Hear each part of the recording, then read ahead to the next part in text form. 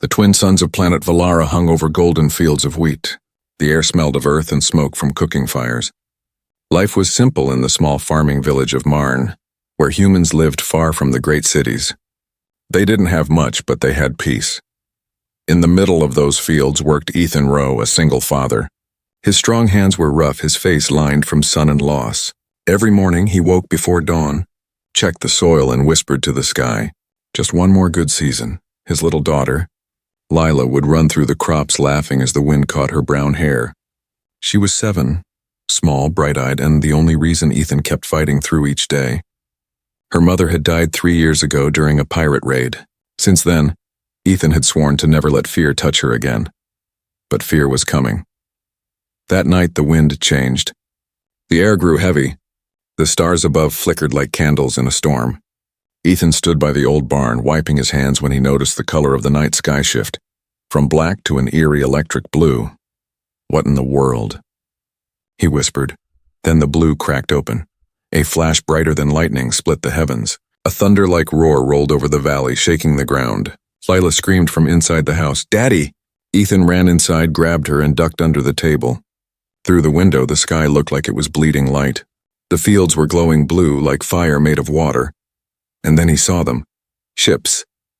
Huge, dark metal ships tearing through the clouds. They were not human. Their sides pulsed with light, their engines humming with alien energy. The first one landed beyond the ridge, shaking the earth. Dust rose like a wave. The cattle ran. The night turned to chaos. Ethan grabbed his old plasma rifle, an old thing from the war days, nearly rusted, and opened the floor hatch to the small bunker beneath their home. "Down you go." "Sweetheart," he said, trying to keep his voice calm. "Stay quiet. No matter what happens, don't come out till I say so." Lila's small hands held his shirt. "Daddy, what's happening?" He forced a smile. "Just thunder, baby. Daddy's got it." He kissed her forehead and closed the bunker door. When he stepped outside, the village was already burning. Blue flames devoured houses. Men shouted. Somewhere a woman screamed. Strange tall figures walked through the smoke, aliens shining with silver armor and glowing eyes. Their movements were smooth and cold. They shot beams of light that melted stone. Ethan aimed and fired his rifle. One alien fell, but 3 turned toward him. Their weapons lit up. He ran behind the barn, heart pounding. "Come on, Ethan," he muttered. "Think." He remembered the irrigation pipes behind the field. He turned a valve, sending boiling water through the lines. When the aliens stepped near, the pipes burst, scalding them with steam. 2 fell, but 1 raised a weapon, a flash. Pain tore through Ethan's arm. He screamed, dropping his gun. He fell to his knees, clutching the wound. The alien aimed again, ready to finish him. Then suddenly, another explosion. A second ship roared overhead, sleeker, faster, firing on the invaders. The alien soldiers turned their attention upward, shouting in a strange language. Beams of red light crossed the sky. One of the alien ships crashed into the mountain, sending dust and flame into the air. Ethan crawled behind a broken wall, gasping for breath. He saw something fall from the sky, a body burning blue crashing not far from his field. He hesitated. His arm hurt. His heart told him to hide. But then he thought of Lila, alone in the bunker, and of how she would see him if he ran. He stood and limped toward the crater. The air was hot and filled with metal smoke. In the center lay an alien soldier, not like the others. His armor was black, cracked, glowing from inside as if it was alive. He was still breathing faintly. Ethan raised his rifle, pointing it at the alien's chest. "Don't move." The alien looked up, eyes dull with pain. His voice was strange, broken. "Human." "Why help me?" Ethan froze. "Help you?" he said bitterly. "Your kind is killing us." But then he looked closer. The alien's armor had the mark of a rebel crest, one Ethan remembered from old war reports, those who fought against their own empire. This one wasn't the same as the invaders. The alien coughed, blood dark and metallic. "They are not my brothers," he whispered. I tried to stop them. For a long moment, Ethan stood silent. He could walk away, leave him there to die. But in the glow of the burning field, he saw something human in the alien's eyes. Regret, pain, maybe even hope. With a deep breath, Ethan lowered his weapon. "Damn it," he muttered. "Don't die on me, stranger." He dragged the alien toward his barn, struggling with the weight. Behind them, the sky burned blue again. Another ship descending. From the bunker below, little Lila whispered through the vents, "Daddy?" Ethan didn't answer. He was too busy trying to save the enemy who might become the only one strong enough to protect them. And that night, under a sky of burning blue, fate began to change for one human, one alien, and the world between them. The fire still danced across the night sky when Ethan Rowe dragged the wounded alien into his barn. The smell of burning metal mixed with the scent of hay and smoke. His arm ached and his body trembled, but he didn't stop. The alien was heavy, covered in black armor that hummed faintly like a living machine. His face was strange but not terrifying. Gray skin, faint scars, and eyes that glowed with soft silver light. He was alive, but barely. Ethan laid him on the floor and looked around for anything that could help. The alien was bleeding, his armor cracked open near the chest. The wound pulsed with light like something inside was trying to repair itself, but failing. "Don't die in my barn," Ethan muttered, pulling open his old med box. "You're too big for a grave." The alien's voice was weak. "You saved me. Why?" Ethan ignored the question, wrapping cloth around the wound. "You can ask later.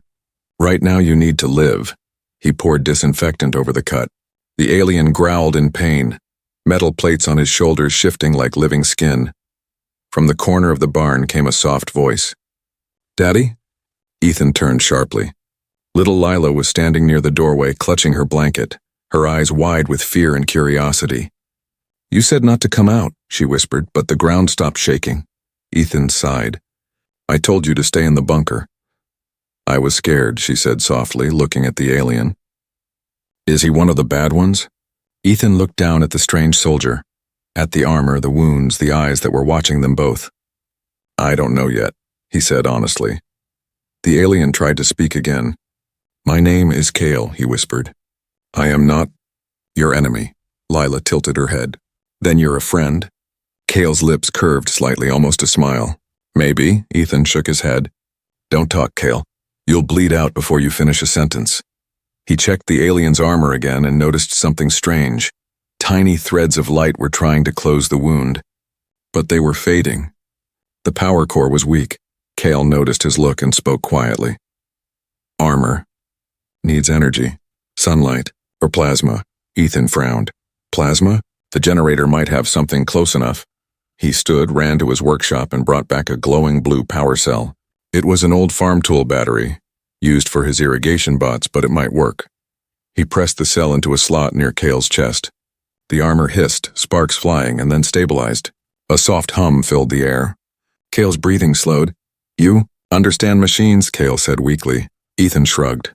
"When you live far from the city, you learn to fix everything yourself. No one else is coming to help." Kyle's eyes softened. "Your people still care for one another. Mine forgot how." Outside, thunder rolled. Not from the sky this time, but from ships moving above the clouds. The invaders were regrouping. Their blue searchlights swept across the valley, hunting for survivors. Ethan peeked through a crack in the barn wall. He could see them, dark figures moving through the smoke. He turned back to Kale. "Your friends are back. They'll find this place soon." Kyle's tone grew tense. "Not friends. They are hunters. They will not stop until I am dead. And your village with me." Ethan stared. "Then why are they after you?" Kale's eyes dimmed. "Because I disobeyed. I refused to destroy a world like yours. My commander called me broken. I ran." Lila stepped closer, whispering, "You didn't hurt people." Kyle's voice was soft. "I heard enough. I was tired of it." Ethan looked down at his own hands, scarred from years of farming and fighting to survive. For a moment he understood this alien's weariness. Outside, a scream echoed from the nearby fields. Ethan froze. Someone was still alive out there. "I have to go," he said, standing quickly. Kyle tried to rise but fell back, groaning. "You cannot fight them. They are too many." Ethan grabbed his rifle. "Maybe, but I can't just listen to people die." He stepped outside, moving through the burning fields. Shadows moved ahead, 3 alien soldiers dragging a villager. Ethan aimed and fired. The plasma beam hit one square in the chest. The others turned, firing back. He rolled into the dirt, returning shots until both fell. His arm screamed with pain, but he kept going until silence fell. When he returned to the barn, his jacket was torn, smoke rising from his sleeve. Lila rushed to him. "Daddy?" "I'm fine," he said, forcing a smile. "Just got a little too close." Kyle watched him quietly. "You risked your life for strangers," he said slowly. "Your species calls that bravery?" Ethan met his gaze. "We call it being human." Kyle nodded, his voice faint. "I remember when my people cared like that. A long time ago." For a moment the barn was quiet. Outside fires burned and engines roared in the distance, but inside 3 souls, 1 man, 1 child, and 1 alien, shared a fragile peace. Kyle looked at the little girl again. "She is your only family?" Ethan nodded. "She's all I've got left." Kyle's metallic fingers brushed the floor, leaving a faint trail of blue light. "Then I will protect her as long as I can." Ethan frowned. "Why would you do that?" Kyle's voice was almost a whisper. "Because no one ever protected me." And as the night faded into a cold, smoky dawn, Ethan realized something strange. This alien, broken and hunted, might be the only one standing between them and the end of their world. Dawn came slowly to the valley of Marn. The blue fires had burned out, leaving only blackened earth and the smell of smoke. The once golden fields were now ash. Ethan Rowe stood outside his barn, holding his rifle loosely, watching the sky. The second sun rose pale through a wall of gray clouds. Beside him, little Lila sat on the wooden fence, hugging her knees, silent. In the distance, broken homes stood like tombs. The village was quiet. Too quiet. Only the wind moved. Inside the barn, Kyle, the wounded alien, sat on a bale of hay. His armor flickered with weak blue lines. His eyes were open, alert, and heavy with guilt. "Your world bleeds," Kyle said quietly, as Ethan stepped in. Ethan didn't answer. He placed a half-burnt loaf of bread on a crate and poured water into a tin cup. "You should eat something," he said. Kyle looked down. "Food is not what I need. They will come again soon." Ethan frowned. "Who? The ones hunting you?" Kale nodded. "They are called the Varn Dominion. They purge worlds that resist their command. They will burn this valley to the last grain if they believe I am here." Ethan's heart sank. "Then you're saying we're already dead?" Kyle's head turned sharply. "Not if we stand." Ethan laughed dryly. "Stand? Look around you, Kale. I'm a farmer with 1 rifle. The rest of the men are gone. The crops are gone. We have nothing left to fight with." Kale's eyes flickered brighter. "You have something. You have will." Ethan shook his head.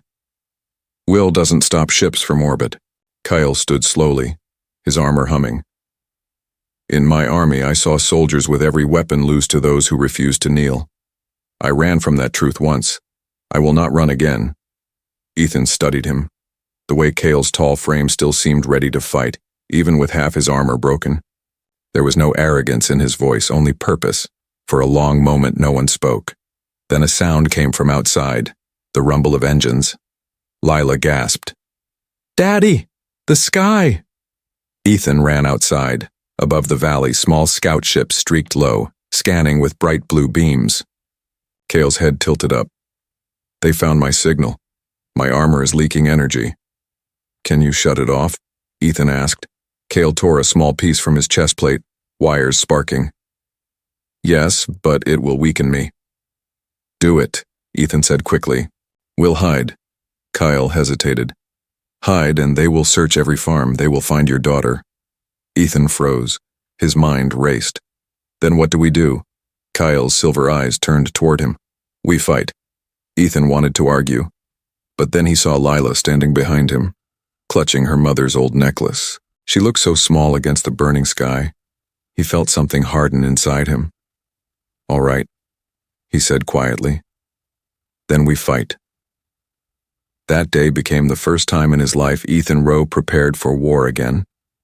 He had fought once, long ago, during the colony conflicts. He thought he'd buried that man years ago. But now he dug him up. He scavenged metal scraps from old harvest bots. Kyle guided him, drawing patterns in the dirt, traps, mines, tripwires. "They rely on scanners," Kyle explained. So we blind them. Use heat, noise, motion. Confuse them. Ethan worked until his hands bled. Together they turned the farm into a fortress of smoke and steel. At night they hid Lila in the cellar. Kyle gave her a small glowing shard from his armor. If danger comes, he said softly, this will hide your heartbeat from their sensors. Lila's eyes shone. You promise? Kyle nodded. I do. Then to Ethan he added in a low voice, you humans love your children fiercely. It makes you dangerous. Ethan smirked. You're just figuring that out now? The next evening the first attack came. The ships swooped in from the hills firing plasma bolts. The earth trembled. Ethan ducked behind the tractor as Kale fired energy bursts from his damaged gauntlet. The blast lit up the field like a storm of stars. Ethan shouted, two coming! From the left. Kale turned, launching a beam that vaporized one. The other fired back. Kale's armor shielded the shot, but sparks erupted from his chest. He fell to one knee. Ethan ran forward, grabbed a burning pipe and slammed it against the alien soldier's helmet. It fell, hissing in pain. Ethan pulled Kale to cover. You all right? Kale gritted his teeth. The armor core is failing. Ethan looked around, breathing hard. His field was smoke and flame, but the attackers were retreating. For now, they had won. He sat beside Kale, who lay half-conscious. The blue light inside his armor flickered faintly. You saved us, Ethan said quietly. Kale's voice was barely a whisper. No, you did. I only showed you how to stand. Then his eyes dimmed, and the hum of his armor slowed. Kale? Ethan shook him gently. Stay with me. The alien's breathing was shallow. If my armor dies, I die with it. Ethan looked at the cracked chest plate, at the faint pulse of light fading beneath. Then I'll fix it, he said firmly. I'll find a way. Kale's lips twitched, almost smiling. A farmer, mending a warrior. Don't talk, Ethan said. Save your strength. As the night wind blew through the broken barn, Ethan sat beside his alien ally, his daughter sleeping below the ground. The war wasn't over. It had only begun. But for the first time since the sky burned blue, Ethan didn't feel helpless. He had chosen to stand. Night had swallowed the valley again. The stars hung cold and silent, watching over ruins that still smoked from the battle. The farm was broken, half of the barn gone, the soil burned black. Yet inside the wreckage, Ethan Rowe refused to rest. He worked under a flickering lantern, his hands blackened with grease and blood. Tools lay scattered, plasma cables, steel scraps, glowing wires pulled from destroyed alien rifles.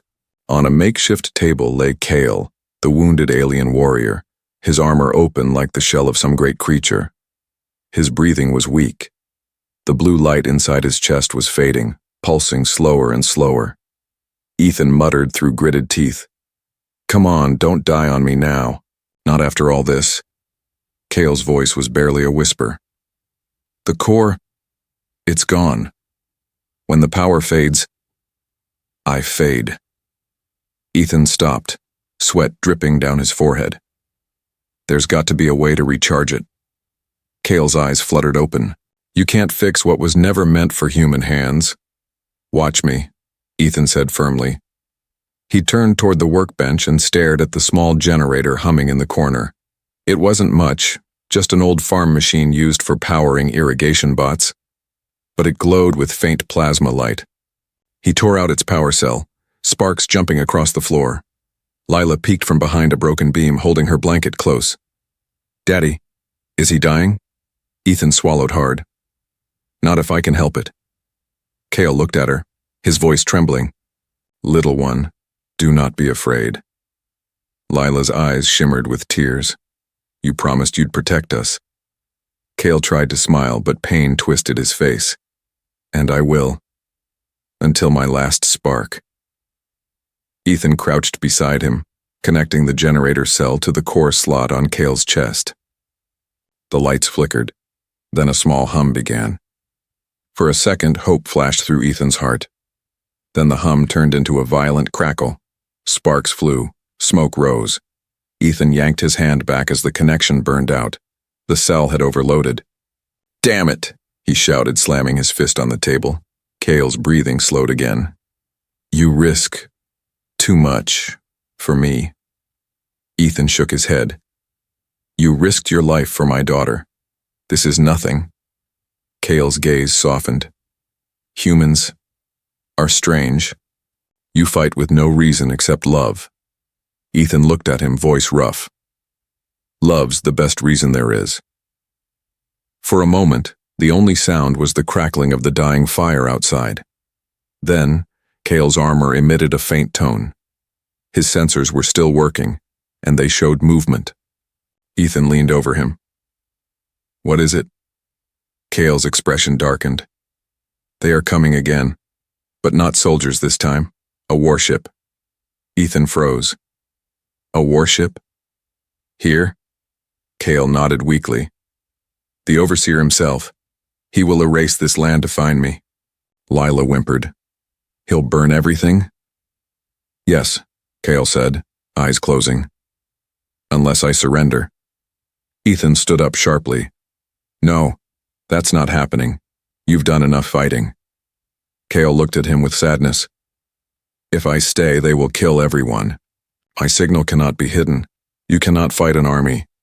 Ethan paced, heart pounding. His hands trembled with rage and fear. "You think I'll just watch them destroy my home again? Watch my daughter die because of some war she didn't start?" Kyle didn't answer. His strength was gone. Ethan stared out at the burning horizon, the glow of the warship faintly visible beyond the mountains. It was massive, a floating fortress. Its shadow stretched across the sky like a storm. He turned back to Cale. "There's got to be another way." Cale's eyes glowed faintly. "Sometimes, surrender saves more than battle." Ethan's jaw tightened. "Not for me." But deep down, he knew Cale was right. The Dominion wouldn't stop until they had their target. He looked at his sleeping daughter, her small face peaceful even in chaos. He had already lost his wife to war. He would not lose her too. Slowly, Ethan walked over to the communication console that Cale had salvaged from a wrecked drone. He activated it, the alien symbols glowing blue. Cale's eyes widened. "What are you doing?" Ethan didn't look up. "Buying us time." He pressed the transmitter button. The signal linked to the warship above. A deep mechanical voice filled the barn. "This is Overseer Varn of the Dominion. Identify yourself." Ethan took a breath. His voice shook but did not break. "This is Ethan Rowe, a human farmer. The one hiding your fugitive." There was a long pause. Then the voice said coldly, "You will be exterminated for harboring him." Ethan clenched his fists. "Wait, take me instead. Leave the village alone. I'll work for you. Do whatever you want. Just don't hurt them." Kyle tried to sit up. "Ethan, no." Ethan ignored him. "You hear me? I'll serve your dominion. I'll be your slave if you protect this world." Silence. Then cruel laughter filled the channel. "A human slave? How noble. But we do not make promises to insects." Ethan's heart sank. But before he could speak again, Cale forced himself upright, his armor flickering with one final surge of energy. He looked at Ethan, really looked at him, with something close to awe. "You offered yourself," Cale said softly.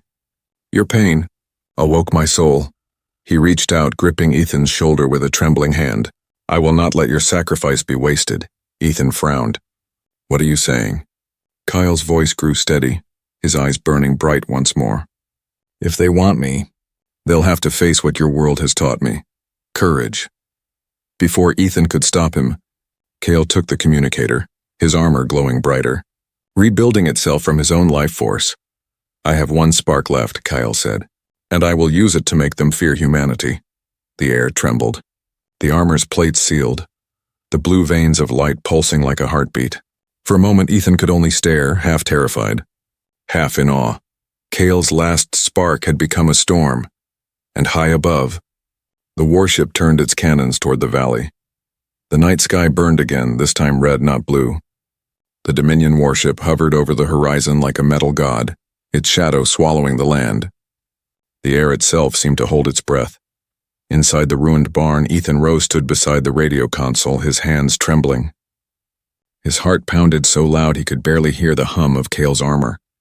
The alien stood tall again, scarred, cracked, but alive, his blue energy pulsing like lightning through broken glass. Lila hid beneath a blanket of straw, clutching Kale's glowing shard.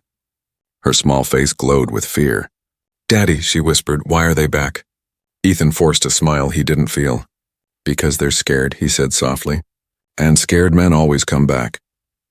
Kale turned toward the open barn door, eyes reflecting the burning sky. "They are not scared. They are angry." The overseer's pride was wounded when you spoke. Ethan's jaw tightened. "Good," Kyle looked at him. "You offered your life to them. You would be a slave?" Ethan didn't hesitate. "If that's the only way to protect my daughter, yes." Kale studied him for a long moment. "In my world, slaves are broken things, no name, no voice." Ethan met his gaze. "Then I'd be the first slave who still had a soul." For a heartbeat, silence filled the air between them. Then Kale's voice dropped low. "Your words." They cut deeper than any blade. The warship's light swept across the valley, searching for heat signatures. Every second felt heavier. Ethan could hear the distant hum of engines and the thunder of landing crafts. Kale's armor shimmered faintly. "They are coming. Hundreds of them. You must run." Ethan shook his head. "We can't outrun the sky." Lila's small voice rose again. "Daddy, will they take me too?" Ethan knelt beside her, brushing hair from her face. "Not while I'm breathing, baby." He turned to Kale. "You said your people respect strength, right?" Kale nodded. "They fear it more than they honor it." Ethan's eyes hardened. "Then maybe it's time they learn what human strength looks like." As the warship descended, Ethan opened the communicator again. Static filled the barn, then a deep, cold voice echoed. Overseer Varn himself.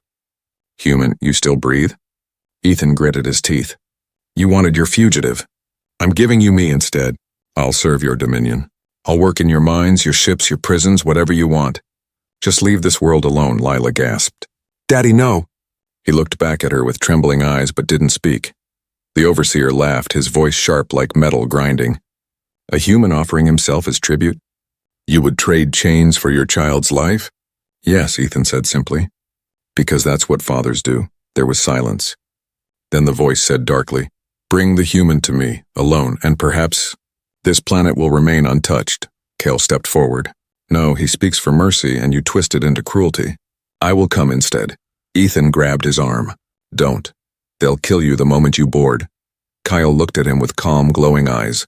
"Maybe, but if I go, they will stop searching. They will believe you weak. And that gives you time."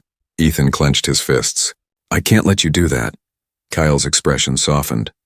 "You already did. When you showed me kindness." He stepped closer, his voice almost human now. "Your pain.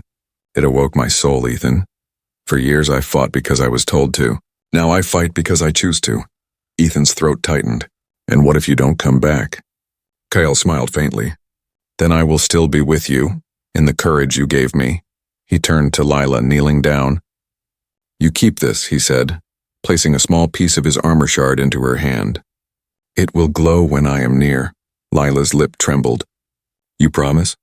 "I promise." Moments later, a column of blue light fell from the sky. It was a teleport beam, humming with alien energy. Kale stepped into it, armor glowing like a dying star. Ethan stood in the doorway, his face lit by the beam, heart tearing apart. "Kyle!" he shouted over the wind. "If you survive that ship, you tell them what you saw here. Tell them we're not weak. Tell them humans stand for each other." Kale looked back one last time. "They will know, Ethan Rowe. They will know your name." Then he was gone, lifted into the sky, swallowed by light. The beam vanished. The wind died. The valley was quiet again. Lila ran to Ethan, sobbing. "He's gone." Ethan held her close, eyes locked on the clouds where the warship hovered like a dark moon. "No," he said softly. "He's up there fighting for us now." He didn't know how, but he could feel it. Up above, in the cold heart of the Dominion warship, Kale stood before Overseer Varn, a towering figure of silver armor and cruel eyes. "You betray your kind for these fragile creatures," the Overseer hissed. "Why?" Kale straightened. "Because they still remember what we forgot. Honor, mercy, and love." The Overseer's eyes narrowed. Then you will die with them. Kale's armor flickered, his voice calm. Maybe, but not before they see what a human's courage can do. He reached for the shard on his chest, the one that held his last charge, his final weapon. His heart pounded once, twice, then the ship's alarms began to scream. Back on the surface, Ethan held Lila in the dark. The stars above flashed with silent explosions. The warship shook the sky. Ethan whispered, "Hold on, Kale. Just hold on."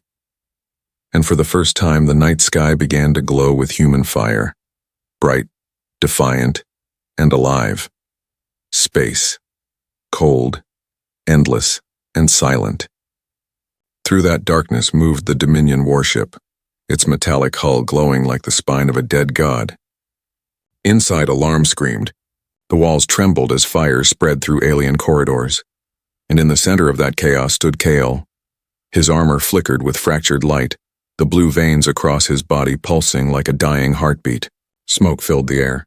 Fallen Dominion soldiers lay scattered behind him. His chest burned where the last spark still lived, a fragment of power stolen from the courage of one human farmer. Kale staggered, gripping the wall.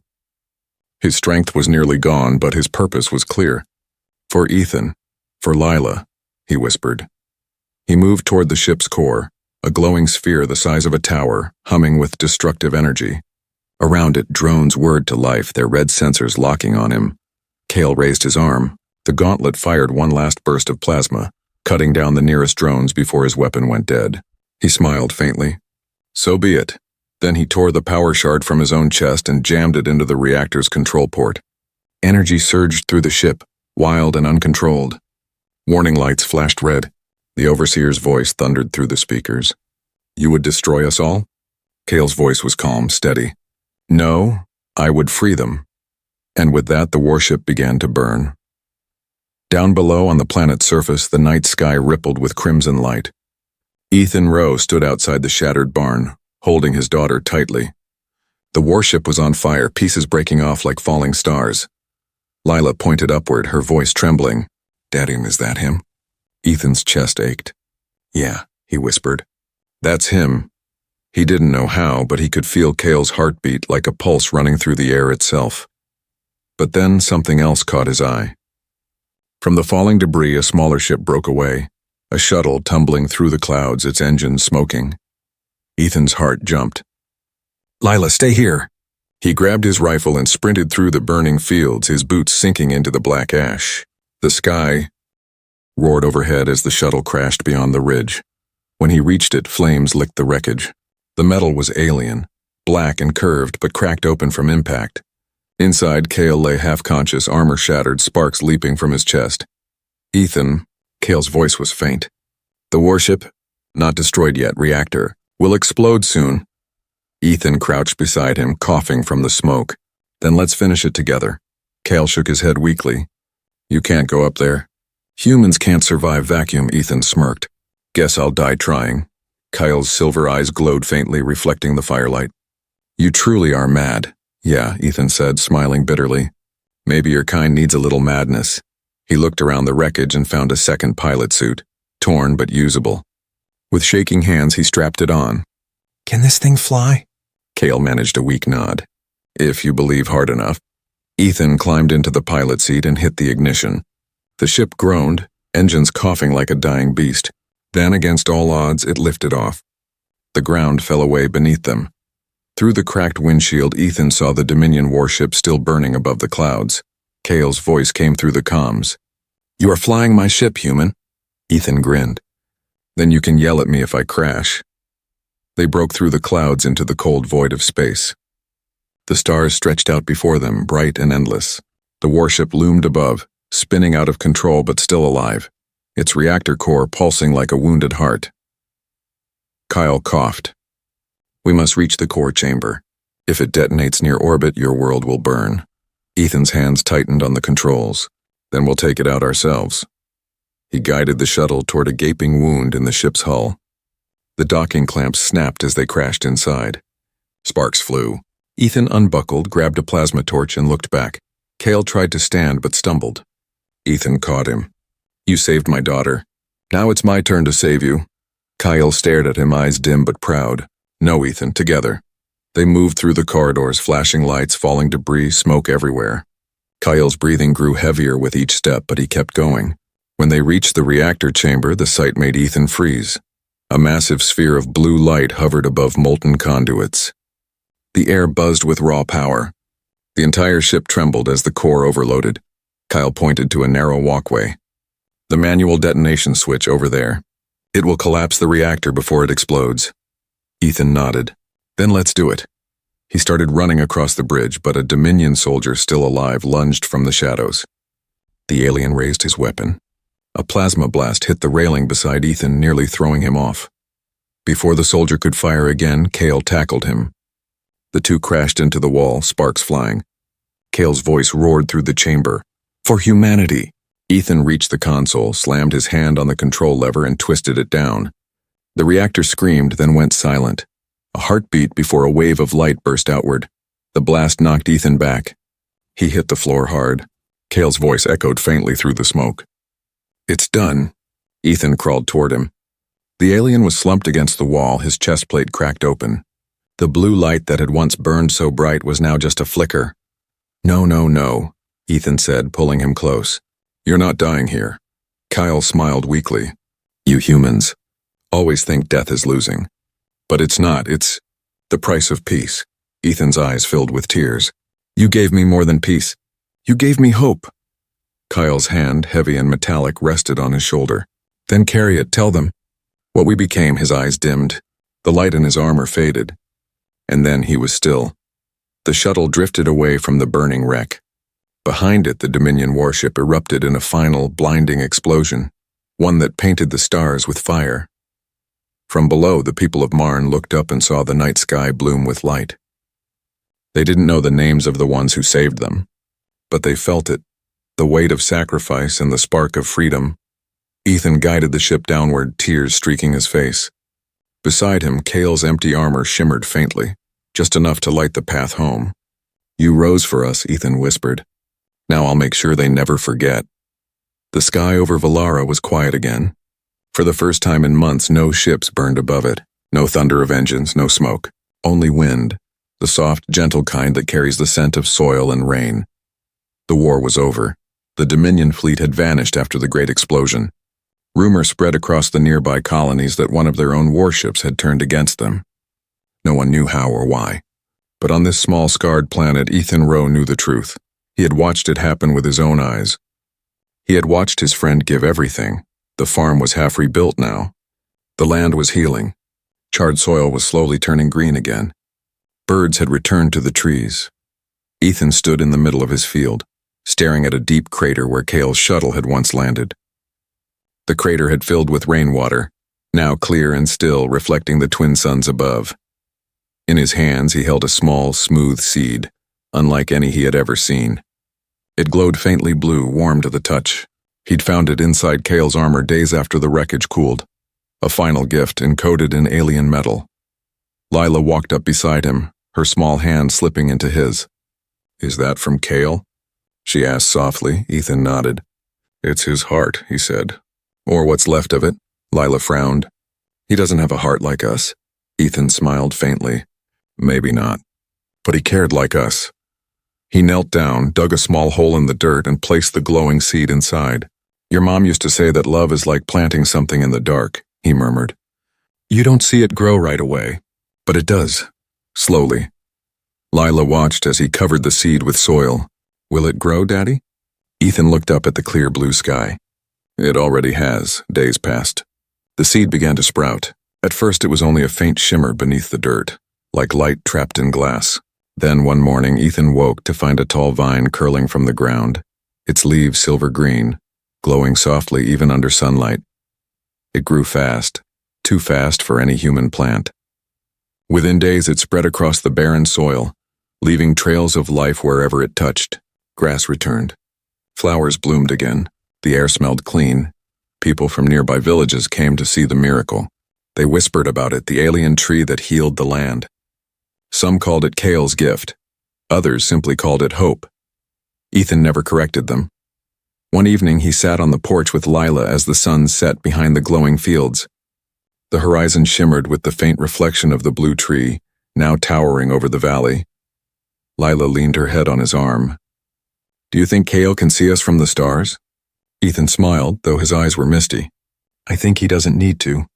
I think part of him stayed right here." She looked up at the stars. "Do you miss him?" Ethan took a long breath. "Every day. But I'm proud of him too." There was a pause. Then softly he added, "He came from a world that forgot what kindness was, and he found it here. That's what changed everything." Lila looked at the glowing fields. "Because of you?" Ethan shook his head. "Because of us." That night Ethan walked out into the field alone. The alien tree stood tall, its branches humming faintly with light like it was alive and breathing. He placed his hand on the trunk. It was warm, almost like touching skin. And then he heard it, a faint voice inside his mind. Familiar, calm. "You kept your promise, Ethan Rowe." Ethan froze. His heart leapt. "Kale?" The voice echoed softly. "A fragment of me remained, woven into the seed. It seems even death cannot silence what your people awaken." Ethan swallowed hard. "You're part of the tree?" "Part of the world now. And part of you." Tears filled Ethan's eyes. "You did it, Kale. You saved us." There was silence for a moment, then the voice returned. Gentle, almost smiling. "No, Ethan, we saved each other. And then..." The light of the tree pulsed once, bright and beautiful, and faded to a calm, steady glow. Years later, travelers passing through Valara would see the blue tree of Marn shining like a beacon at night. They would tell stories of the farmer and the alien who defied a galactic empire. Some said the tree's leaves sang in the wind. Others swore that if you stood beneath it and listened closely, you could still hear a whisper. From pain came courage. From courage came friendship. And from friendship, peace among the stars. As the twin suns rose again, Ethan and Lila walked through their thriving field, the blue light washing over them. Ethan placed his hand on his daughter's shoulder and smiled. "One day people will come here not to fight but to learn." "To see what we built," Lila smiled back. "What Kale helped us build?" He nodded. "What we all built." The wind blew softly through the glowing leaves, carrying their laughter across the fields. Human and alien, father and child. Life and memory, all woven together by the same light. The world was no longer afraid. It was alive. And in that new dawn humanity rose, not as conquerors but as keepers of the spark that once began in a single man's act of mercy. He was not born human, but in the end he became one.